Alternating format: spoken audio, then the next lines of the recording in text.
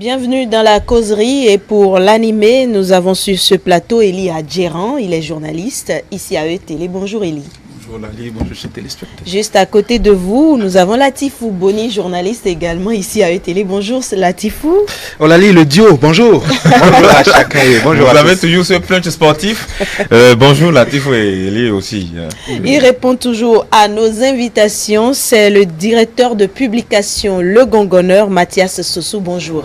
Bonjour chers consoeurs, bonjour chers confrères. Bonjour, bienvenue aussi à vous. Merci. Et merci à tous d'avoir répondu présent à notre appel de ce mercredi. Nous allons parler un peu de cet apport-là du Japon ici au Bénin en matière de construction d'hôpitaux. Et comme vous l'avez vu tout à l'heure dans le journal, il y a eu un cabinet japonais, Ando Takeshi, qui a décidé d'appuyer le gouvernement en matière de construction d'hôpital.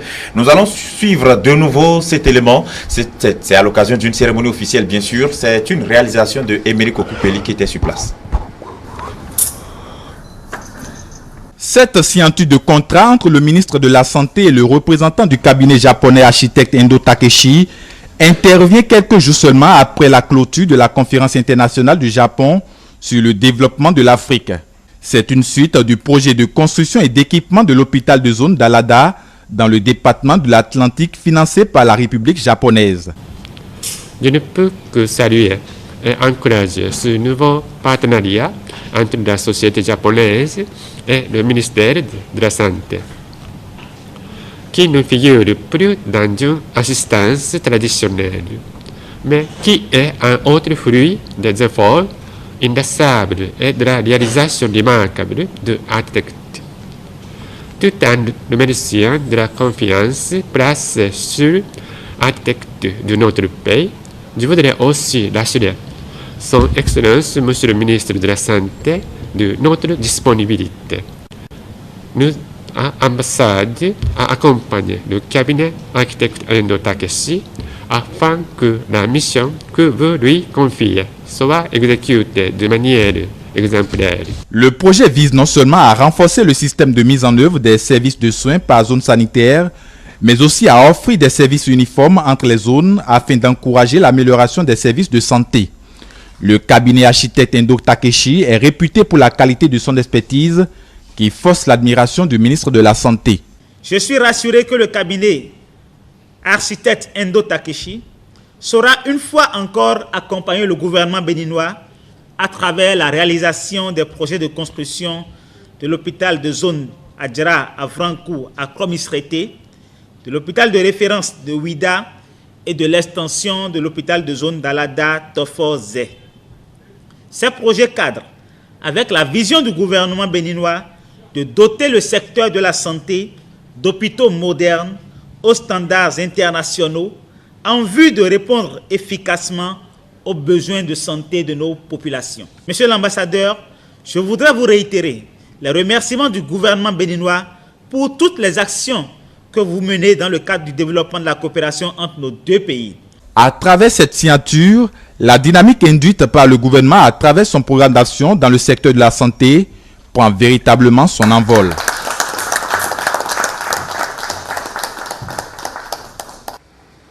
Voilà, Mathias Sossou, le cabinet japonais Ando Takeshi qui appuie le gouvernement dans le cadre de la construction et de l'équipement de certains hôpitaux.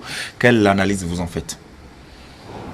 Bon, cela me fait quand même réfléchir un peu sur l'engagement du chef de l'État à aboutir quand même pour la réalisation de ces projets. On ne le dira jamais assez. L'effort du président de la République, Patrice Talon, pour quand même respecter et montrer quand même à la fin de son mandat les résultats de ce qu'il aura fait à la tête de ce pays pendant les 5 ans, ça se confirme déjà, puisque il n'y a pas longtemps, on a discuté quand même autour de cette table dans ce studio sur la construction des hôpitaux dans ce pays, comment le chef de l'État se bat des pieds et des mains pour quand même réaliser ce projet qui lui est cher et aussi cher à la population.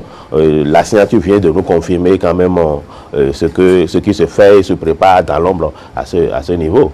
Il n'y a pas longtemps, on avait aussi apprécié la diplomatie agressive du chef de l'État quand il était quand même allé à cette conférence au Japon. Oui. Il y a une semaine à peine qu'on a discuté de ça ici. Je crois que les résultats sont en train d'être vus. On ne dira même plus que c'est un projet. Maintenant, c'est la phase de signature quand même de ces études. Et on voit quand même le cabinet Endo Takeshi qui a joint l'acte à la parole. Ça veut dire que quelque part, nous avançons et puis le pays avance. Et on ne peut que dire alléluia au chef de l'État. Latif Boni, votre réaction? Bon, ma réaction est à deux niveaux. D'abord, vous savez que il y a une volonté et pas à maintes reprises, on a eu les indices de cette volonté-là, à savoir la volonté effectivement de matérialiser ce qu'on pourrait appeler un rêve décliné en PAG. Et la volonté de matérialiser ce rêve-là passe forcément par des choix. Aujourd'hui au Bénin, c'est vrai, la question que l'on serait amené à se poser, c'est se dire pourquoi aller si loin pour chercher l'expertise. Parce qu'honnêtement, il faut qu'on se l'avoue, on a des limites. Et que face au Japon, par exemple, on a affaire à un pays qui ne trouve pas des réponses, par exemple, face à l'eau même dans les quartiers, alors que vous avez une nation comme le Japon qui même domine la mer, Yokohama. N'oubliez pas, pratiquement, une petite partie de Yokohama est bâtie sur la mer. Quand vous avez une nation comme ça, c'est que son expertise en matière de construction, que ce soit au niveau de la qualité, au niveau de la célérité, n'est donc pas à poser problème en matière de débat. Et donc, le chef de l'État et son gouvernement ont fait des choix. Ils ont fait le choix d'une nation qui, tout au moins en termes de construction, n'a plus en réalité à se vanter. Cette nation-là, elle a conquis le monde, comme quelques-uns d'ailleurs des pays.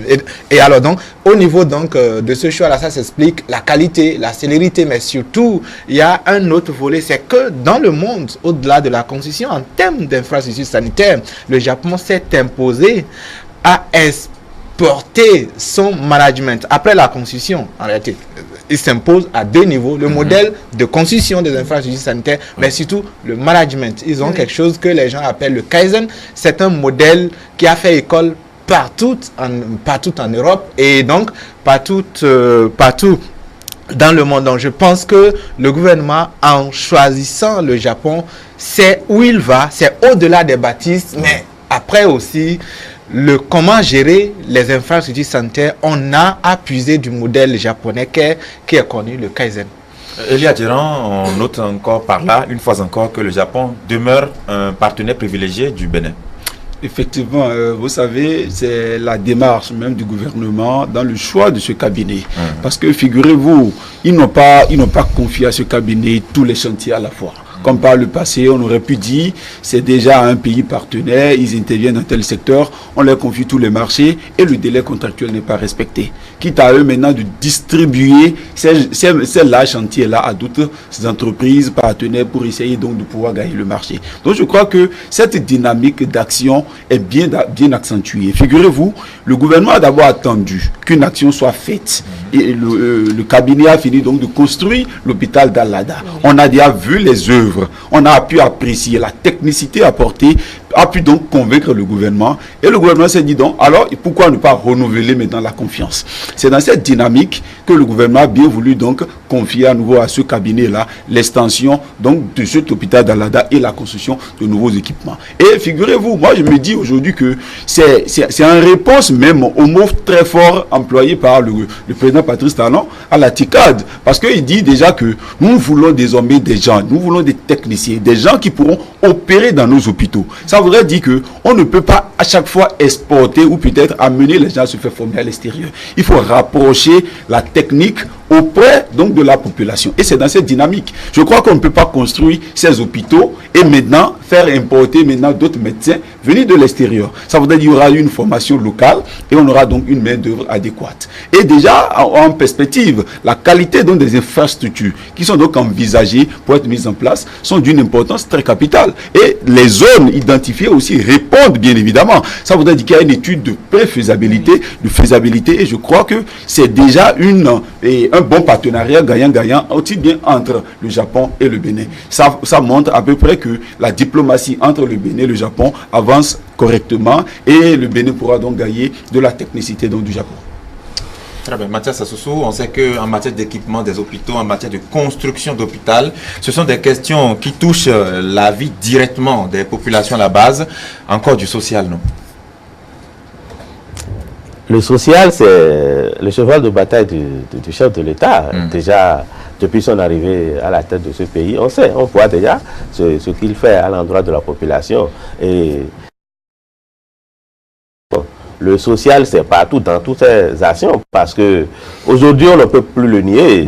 C'est au cœur de sa gestion. Le PAG en est quand même une illustration. Le social, ça revient toujours dans tous les actes que pose le chef de l'État. Et vous n'allez pas me dire le contraire. Si aujourd'hui on arrive quand même à opérer ce changement-là, cette révolution au niveau de la santé, c'est quand même pour le bien-être de la population. Les nouvelles techniques qu'on veut quand même intégrer au secteur de la santé, c'est pour soulager quand même ces frères, ces enfants béninois qui se font former à l'extérieur, qui reviennent au pays, qui ne trouvent même pas les plateaux adéquats pour exercer leurs fonctions. Et si déjà il peut avoir ces conditions-là seront remplies, ça veut dire que celui qui a le Béninois qui allait faire des études de haut niveau en matière de santé et qui revient, c'est qu'il peut pleinement exercer son métier sans pouvoir le regretter. Et quand il exerce ce métier, c'est quand même pour le profit de la population. Et quand on parle de santé, quand on arrive à résoudre quand même ces petits problèmes de santé, je crois que le social sera au top niveau. Donc il ne serait à rien servirait à rien plutôt de créer des conditions pour ne pas favoriser le peuple et que le peuple serait en train de s'échiner et en tout cas sous le poids quand même des déboires qu'un chef d'État aurait laissé depuis des années, alors qu'il y a quand même des possibilités pour quand même corriger et permettre à la population de jouir quand même des fruits de ce qu'elle fait. C'est quand même en tout cas appréciable pour moi, de mon côté, parce que depuis toujours, j'ai quand même rêvé quand même de ce président qui peut venir dans le pays et booster les choses. Et c'est ça que nous sommes en train de constater aujourd'hui. Latif Boni, c'est du social. Si on doit se référer à la construction de l'hôpital de zone d'Alada, les populations de ces localités-là souffraient réellement en matière de santé.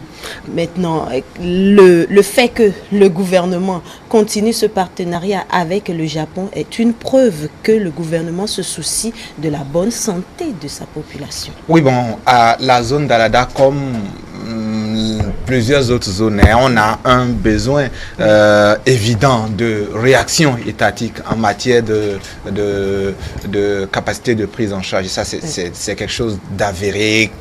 D'ailleurs, même avant sa venue au pouvoir, le chef de l'État avait un des meilleur diagnostic de la situation, de la gravité de la situation, et que c'est d'ailleurs pour mettre les choses dans leur concept, c'est pas une situation en réalité qui se résout après 3 ans, quoi. C'est un travail cohérent de longue haleine. Ce travail-là a commencé depuis les études jusqu'à pratiquement le début de matérialisation donc de la réponse que Patrice Talon avait à ce diagnostic qu'il avait fait. Souvenez-vous du face-à-face avec Lionel Zinsou. Sa description était, pour ceux qui ont vécu en tout cas au Bénin, était de ce que nous avons vécu dans les hôpitaux. Et donc, au grand mot, on va dire des diagnostics effectivement choquant, mais surtout des réactions tout à fait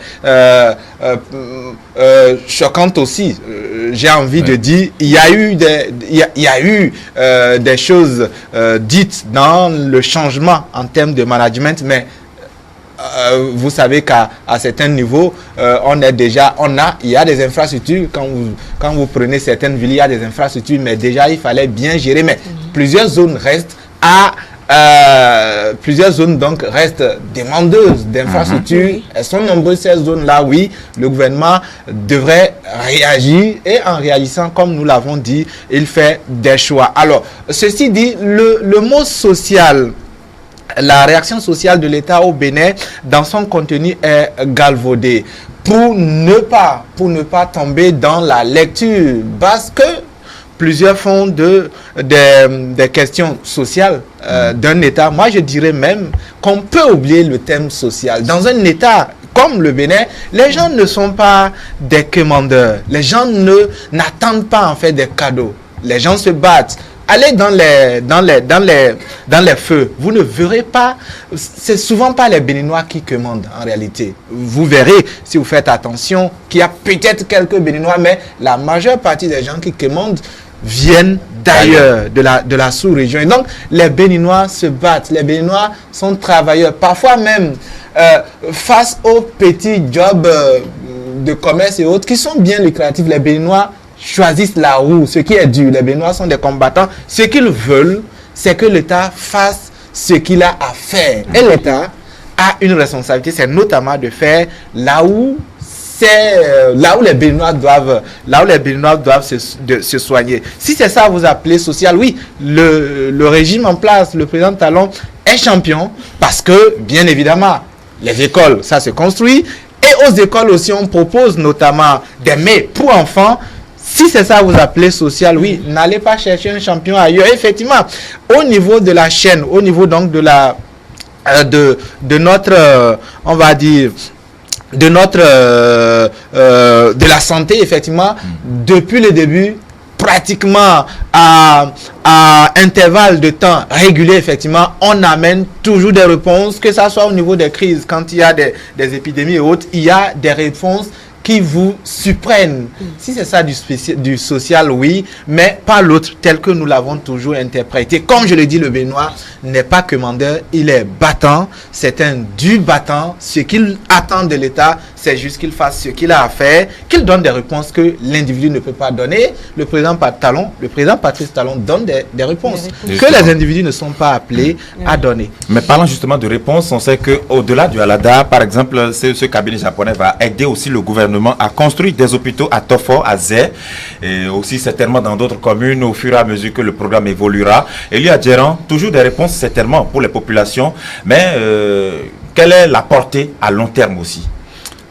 Vous l'avez dit, la portée à long terme, moi je crois que je dois encore prêter ce mot, c'est vraiment le social, c'est rechercher le bien-être de la société, c'est avoir des citoyens en bonne santé, réfléchissant, pouvant travailler pour le développement de la nation. Et je crois que c'est dans cette dynamique que s'inscrit le gouvernement de la rupture. Et vous voyez, lorsqu'on parle donc de l'extension de la zone de Tofo, Zé et Alada et environ, c'est pour dire qu'au fait qu'il y a une étude très claire qui a été faite. On a compris que c'est une zone qui a été sur une longue durée laissée pour compte et les gens souffraient énormément. Je crois que tout comme aussi au nord du pays, les gens en souffrent, mais il faut forcément faire une répartition équitable. Il faudrait déjà que pour l'évacuation sanitaire, les gens puissent au moins à une certaine distance retrouver un centre de référence. Et cela est prévu aussi dans le plan de construction des hôpitaux en perspective. Parce qu'on dit même dans la zone d'Alada, il faudrait aussi que c'est-à-dire les grandes brûlures, il y a certaines prestations sanitaires qu'on retrouve rien qu'au CNHU de Cotonou. Oui. Il faudrait vraiment que cela puisse être décentralisé, que cela soit rapproché des populations, afin que, au moins en matière de prise en charge, cela soit fait. Et c'est dans cette dynamique-là, si aujourd'hui on prend la zone de Misérité, de Avrancourt et de Adjara, on comprend aussi que c'est des gens qui, pendant longtemps, sont dans des zones enclavées, qui n'arrivent pas forcément à sortir. Et si on commence par leur rapprocher ces hôpitaux-là, ils pourront se dire désormais, lorsque j'ai les maux de tête, lorsque j'ai cette petite brûlure, je puisse me rapprocher d'une zone de référence pour me faire soigner. Donc je crois que les gens essaient donc de retarder leur état sanitaire, et quand ça n'atteint pas un niveau très avancé, on n'arrive pas à s'afficher. Donc c'est tous ces problèmes-là. Je crois que l'État a l'obligation donc de pouvoir sécuriser, de pouvoir offrir à ses citoyens une bonne santé Et puis, c'est pour répondre à ces obligations-là que le gouvernement de la rupture s'est lancé un grand défi. Ce n'est pas facile parce que ces infrastructures, c'est de l'argent, c'est du financement. Et on a compris que par le passé, c'est pas que les gens n'avaient pas la volonté, mais ils n'ont pas de la méthode. Et le gouvernement de la rupture est venu avec une stratégie offensive. Et on voit déjà que les ressources financières sont bien réglementées, et puis ils arrivent donc à l'investir pour des choses très sérieuses. Et c'est ça l'intérêt. Et déjà, ça fait partie de la bonne collaboration que nous avons aujourd'hui avec les différents pays les plus développés. Et surtout, le gouvernement ambitionne également introduire une bonne qualité en matière de la télémédecine. Parce que figurez-vous, nous avons aujourd'hui des étudiants béninois qui sortent des universités, qui sont formés avec des outils techniques très avancés, mais reviennent au Bénin, mais n'ont pas un plateau technique pouvant leur permettre de pouvoir appliquer cela. Ça fait qu'il y a certaines erreurs médicales qu'on observe malheureusement, qui est aussi passible de peine. Et aujourd'hui, il faudrait que nous puissions ramener donc au Bénin tous ces plateaux techniques-là avec une certaine efficacité donnée. Là, ça permettra aux étudiants qui sortent, qui interviennent dans les grands hôpitaux, et on les voit un peu comme des génies, qui viennent aussi travailler pour le développement de la nation. Je crois que personne ne fera le bonheur de l'autre sans lui. Nous sommes là et aujourd'hui on est en train de travailler la main dans la main, et je crois que cette action mérite d'être vraiment saluée. En juste quelques secondes peut-être, dire que de tout temps l'État a été absent en termes de médecine. Vous maîtrisez mieux que moi les réalités de la zone d'où nous émettons, mais je vous amène dans cette vaste partie du pays qu'est le septentrion, où pratiquement à chaque coin de cette zone-là, les meilleures réponses viennent des confessionnels. Bien évidemment. À Takora Donga, quand il y a un bobo qui vous inquiète, vous allez à Tandieta. C'est vrai. Le Borgou, dans la zone de Parakou, au-delà de tout ce que les gens peuvent croire, quand il y a un bobo qui inquiète les gens, ils vont à Boko, confessionnel. Oui. Dans la zone un peu plus profonde de Bembereke et autres, et donc même pratiquement une partie de la Liborie, un bobo qui inquiète les gens, ils vont à Guéré, Bembereke, confessionnel, évangéliste. Et donc, je pense que on ne peut pas vivre sous le dos de la générosité ou de la bienveillance des religieux qui ont d'autres préoccupations. C'est vrai qu'il faut des gens en bonne santé pour qu'ils puissent croire en Dieu, mais ce n'est pas leur prérogative. C'est vrai que dans une nation, tout le monde participe à l'équilibre de l'État. Mais quand vous avez pratiquement toute une nation qui a une grosse préoccupation comme la santé, qui ne trouve de réponse que chez des gens qui n'ont même pas de visage. En la matière, en tout cas, je me dis, il y a un sérieux problème. Et effectivement, peut-être que les effets ne suivent pas, mais les actions sont en train d'être menées pratiquement depuis 3 ans, 2 ans, des actions concrètes pour rattraper un retard, j'allais dire, qui a duré pratiquement toute notre enfance étatique. Et donc, il y a à voir les choses, dans leur grandeur, et à être patient peut-être dans l'élargissement de leur portée, de leur impact. Je pense qu'il y a un retard que ce régime, ce gouvernement est en train de rattraper. En réalité, si l'État était un individu, j'allais dire qu'il y a une question de dignité qui est en train d'être traitée, mais dans la patience, et que d'ici très peu, vous allez voir l'équilibre. Les gens auront le choix entre le confessionnel, entre le privé qui lui aussi a reçu des coûts d'épuration. Voilà. Et donc l'État aura le choix. Les hommes auront le choix confessionnel parce que souvent c'est moins cher. La qualité chez le privé parce que c'est sûr, ça le sera. Ça l'est déjà, mais ça le sera davantage. Mais l'État aussi parce que une fois encore, il y aura du matériel, il y aura des infrastructures qui vont donner aux malades des conditions humaines de traitement. Parce qu'il s'agit de ça. Quand vous allez dans ce qui appartient à l'État, c'était nauséabond. Très bien. Mathias Soso, Latif Boni vient de le dire, d'ailleurs, ne peut pas vivre sur le dos de la générosité des autres. Il y a aussi l'autre aspect, c'est la fermeture des centres illégaux. Il faut dire que dans ces zones reculées, il n'y a pas d'infrastructure étatique digne du nom qui puisse desservir les populations. Maintenant, l'État a pris conscience parce qu'il a eu à faire de l'assainissement dans ce domaine-là. On comprend maintenant que tout va s'arranger juste après la signature de ces accords. C'est pas seulement après la signature. Tout a déjà commencé par changer. Latif a dit tout à l'heure qu'on ne peut pas vivre sur le dos de la générosité de ces religieux. Je crois qu'il a raison de le dire parce que c'est ce qu'il a vu. Moi, de mon côté, je condamne un peu l'État qui a démissionné sur le plan sanitaire. Depuis qu'on a eu l'indépendance dans ce pays et que Maga a eu quand même le courage de construire le CNHU, je crois, qui porte son nom. Je ne vois pas encore un président qui est venu, qui a pu faire encore une certaine révolution dans le milieu de la santé, en dehors de ce que l'actuel président est en train de faire. Au point où je me demande même si les prédécesseurs du président actuel avaient eu à régler ce problème de santé, des constructions des hôpitaux et consorts, qu'est-ce qui resterait alors au chef de l'État actuel? Dans ce domaine-là, ce ne serait que pour réadapter les plateaux techniques, la technologie, tout ça qui évolue. Lui, il a parlé des gens du septentrion qui allaient à Guinée, à Tanguieta. Ce n'est pas seulement les gens du Nord.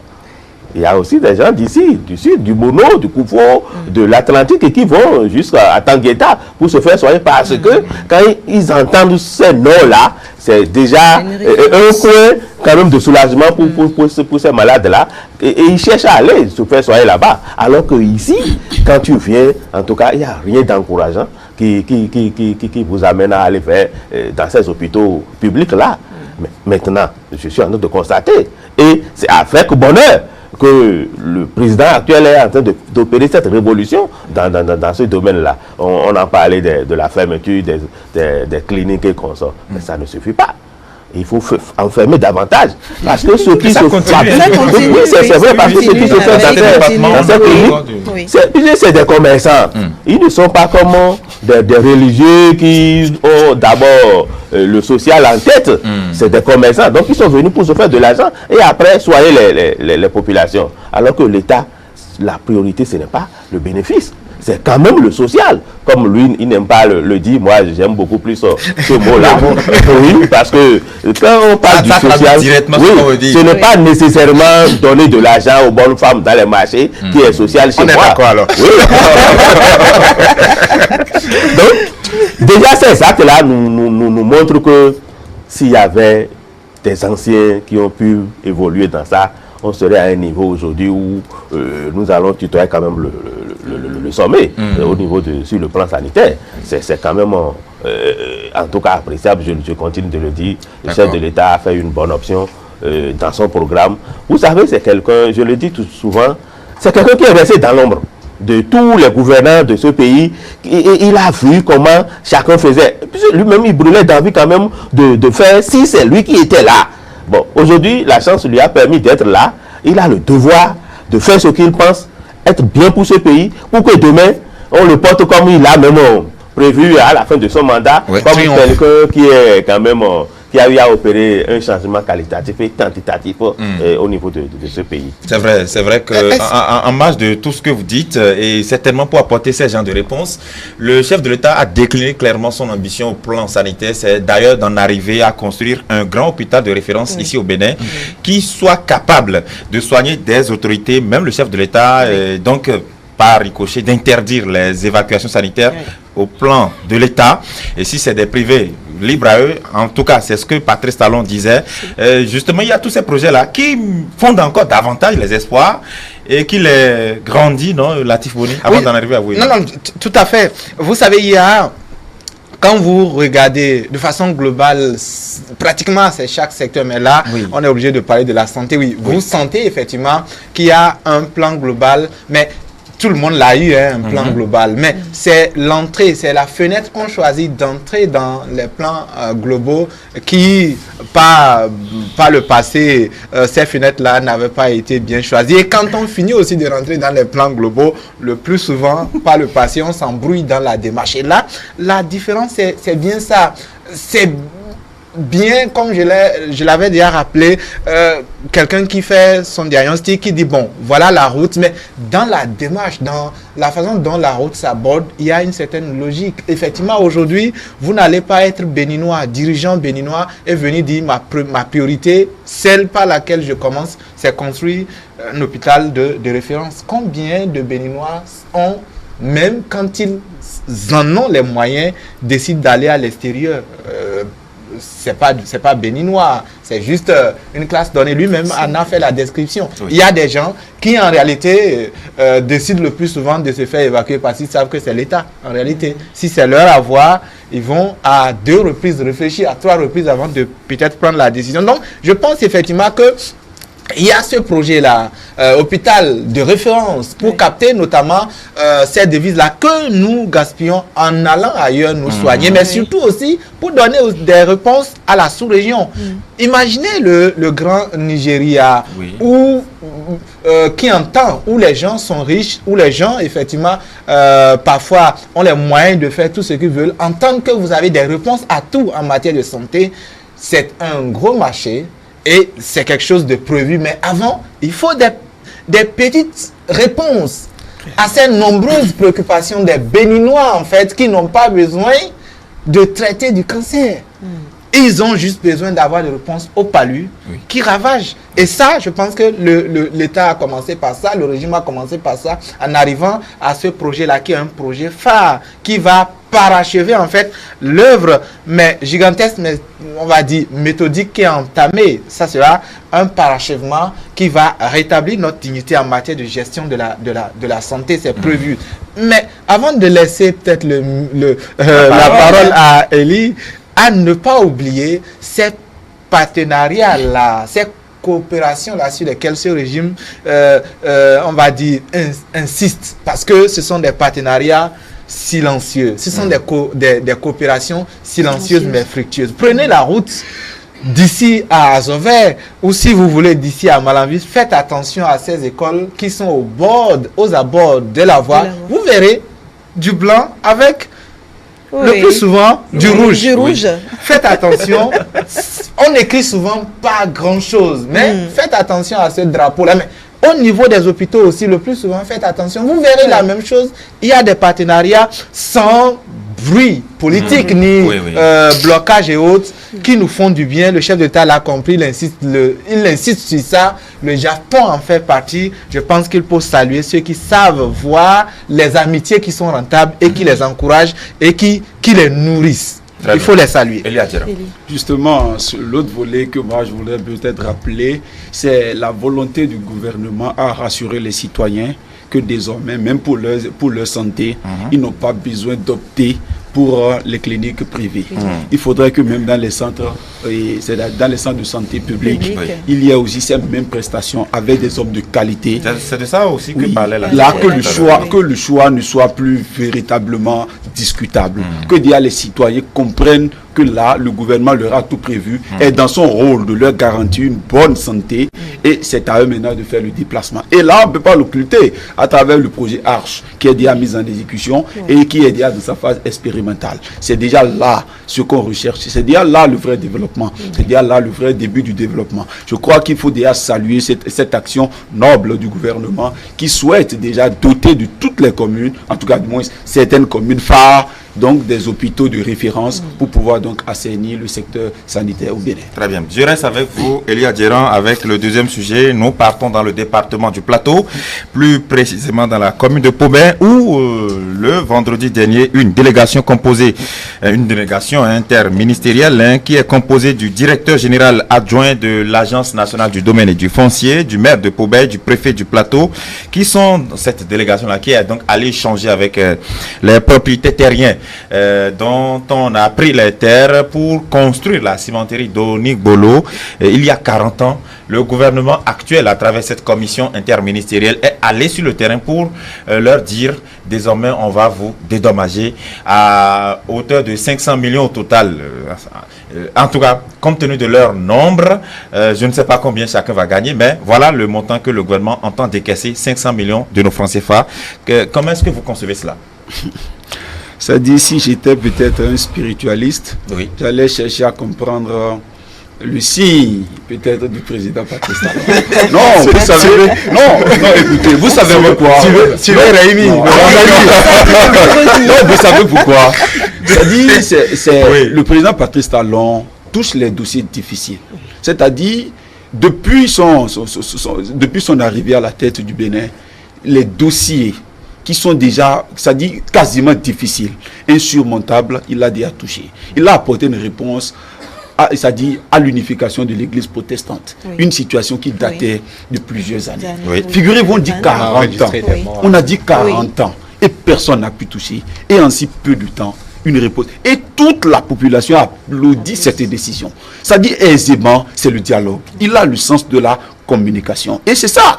Quand tu échanges avec un interlocuteur et tu lui trouves le bon sens, il se retrouve dans ton développement, il n'y a pas de raison qu'il n'y ait pas cohésion dans votre échange. Et c'est ça la dynamique. Vous voyez, déjà la délégation est partie expliquer à cette population-là, aisément dans un dialogue franc, déjà dans un discours aussi simple et avec un langage direct, et la population même a décidé de pouvoir libérer cette exploitation-là. Ça rentre déjà dans les multiples actions envisagées par le gouvernement pour l'exploitation de nos ressources naturelles et minières. Parce qu'on dit qu'on est en train donc de s'installer dans des zones où des gens se disent être propriétaires terriens et à vie. Aussi bien dès qu'ils meurent, même leurs descendants aussi. Et même on ne peut plus toucher des infrastructures qui pourraient booster le développement donc de ces localités-là. Je crois que c'est une action salutaire qu'il faut donc encourager. 500 millions, c'est aisé. On peut même se demander, mais d'où vient l'argent qu'on dit? Et c'est ça, ça passe déjà par l'assainissement de nos finances publiques. Parce qu'on a toujours compris que pendant longtemps, on fait recours aux partenaires techniques et financiers. C'est des dettes que nous engloutissons. Aujourd'hui, nous travaillons avec des fonds et mobilisés aussi bien localement, et cela participe au développement. Je crois que 500 millions, c'est déjà intéressant. Ça fait un demi-milliard que le gouvernement a déjà pu engloutir. Ces populations-là pourront davantage à décaisser, voilà. Cette population-là peut déjà s'en réjouir et davantage. J'aurais souhaité que cette action puisse donc se pérenniser et que la population du département du Plateau aussi se dise être concernée par le développement envisagé par le gouvernement de la rupture. Mathias Sossou, après 40 ans, ces populations peuvent se réjouir désormais. Oui, ils peuvent se réjouir, mais moi j'ai un problème en tant que psychologue d'interprétation des actes que pose le chef de l'État. Lui, il a besoin d'un spiritualiste pour connaître le signe sous lequel il est. Mais moi, j'ai une réponse psychologique. Et rien qu'à analyser et interpréter les actes que pose le chef de l'État, je comprends que c'est quelqu'un qu'il fallait pour le Bénin. Vous savez, vous avez parlé de 40 ans d'existence de ce problème-là. Quelqu'un qui a une terre, un domaine donné et qui l'exploite pour nourrir sa famille. Peut-être c'est dans ça, il va faire payer les scolarités. Puisque nous sommes par exemple à la veille de la rentrée scolaire, où il doit payer les scolarités pour ses enfants. Imaginez ce que ce type-là aurait perdu depuis 40 ans parce qu'il n'a pas pu subvenir réellement, correctement aux besoins de ses enfants pour quand même assurer une scolarité pour que ces enfants-là évoluent. Parce qu'on lui a arraché la terre et on ne lui a donné aucune réponse. Et lui, il a décimé quand même peut-être sa famille comme ça. Et le fait d'avoir arraché cette terre a mis en déroute toute sa famille, tout son plan pour qu'ils arrivent à bonne destination. Mais aujourd'hui, cependant, c'est-à-dire, ça a connu quand même le passage des présidents qui se sont suscités jusqu'à présent. Et c'est après 40 ans que celui-là qui est venu en tout cas, a abordé le problème et l'a réglé une fois pour de bon. Vous imaginez le découpage territorial ici, pour nommer les sous-préfets. C'est un président quand même qui a pris sur lui l'initiative de découper le pays en 12 départements. Mais celui-là qui a fait ça, il était quand même dans une bonne action. Mais il n'a pas pu aboutir. Mais c'est lui qui est venu et les premières actions qu'il a eu à poser au niveau de la tête de ce pays, c'est de régler d'un seul coup ce problème-là. Malgré les soubresauts qu'il y a eu, mais il est allé jusqu'à la fin pour atteindre son objectif. Aujourd'hui, on parle quand même de ce département-là aujourd'hui. Maintenant, il revient. Et ce n'est pas les seuls problèmes que nous avons. Si déjà, au moment où on pose les problèmes, on pouvait chercher en même temps les solutions pour les régler, je crois que ce serait pour le bonheur de la population. Bon, maintenant que le dommage a été causé et que un fils, je dirais que Dieu a envoyé quand même le sauveur qui est venu quand même régler ce problème, je crois que il faut quand même l'inscrire dans un livre pour qu'à la fin de son mandat, on puisse faire le bilan. Et le bilan est déjà là. Je crois que, en tout cas, pour le dire encore et le confirmer, le problème de cimenterie Donic Bolo que vient de régler le chef de l'État est quand même un problème très sérieux. Et quand ça vient comme ça, ses parents, peut-être ses petits-fils qui bénéficient aujourd'hui de ces dédommagements pourront quand même se relancer et se refaire quand même une place au sein de la société. Je crois que c'est quand même à l'actif du chef de l'État et il faut le remercier pour ça. Quand bien même il est élu pour faire ça, moi je dis qu'il faut quand même le féliciter et le remercier parce que quand on fait bien, il faut le dire aussi. Et devant les officiels qui étaient sur les lieux ce vendredi-là, le porte-parole des propriétaires terriens déclarait, je cite, « Nous n'y croyions plus. Mais le président Talon vient de nous montrer qu'il est attaché aux principes cardinaux de droit. » Fin de citation. Latifoni, je ne sais pas si vous serez un psychanalyste, puisqu'on a un métaphysicien et un psychologue. Alors, avez-vous une réponse psychanalytique de ce qui se passe? Non, moi, je pense que je reste réaliste. Ça me permet de voir clair et de comprendre. Les gens ont dit 500 millions. Oui. Bon, pour dédommager, pour certains, j'ai lu dans les forats. En fait, il ne s'agit pas de Cotonou.